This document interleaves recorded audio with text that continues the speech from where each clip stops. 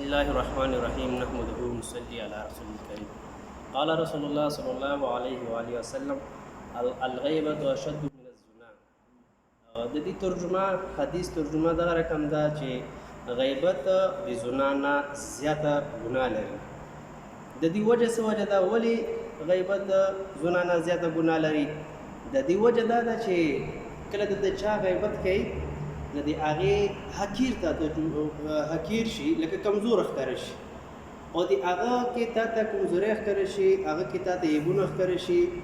لکه څنګه الله رب العزت فرمایي چې یو د انسان حق ده او بل د ما حق ده. د الله حق لکه څنګه منځونه، روژې، زکات، حج ده.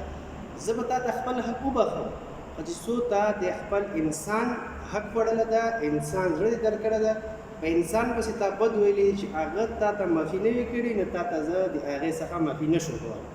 نو بل موږ او تاسو په عام معاشرې کې وګورو، په خپلو کورونو او حجرو کې وګورو، په کوڅو کې وګورو، غیبت نه موږ مضایقات سره غیبت موږ یو مزاق جوړ کړی ده.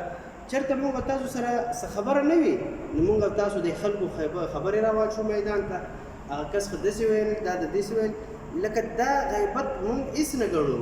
حدیث کې راځي رسول الله صلی الله علیه وسلم وایي چې غیبت زنا نه سخته ګناه ده او زیات سخت عذاب ده.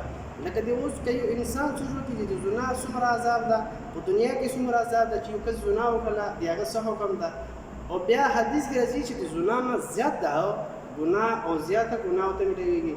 نو موږ او تاسو کوشش دا وکړو، کم از کم دا کوشش وکړو چې موږ او تاسو په هر محفل کې وینو خپله نه بل ته مو چې د غیبت مه کوه. که بیا دغه هم نشو کولی، کم از کم دومره کولی شو چې هغې محفل مو پرېږدو، محفل نه لاړ شو. کور کې که داسې خبره راغله، کور کې مثال څه خبره کېدله، څه د چا په باره کې کېدله، نو موږ او تاسو کور کې ورته وایو چې دا لکه ډېره سخته ګناه ده، نه دغه تنبیه کور کې ورته وکړو. که هغې نه منله نه پاڅېدې داسې په حجره کې په هر ځای کې نه انشاءالله یوه ورځ به راشي چې غیبت نه به موږ او تاسو مکمل پاک شو.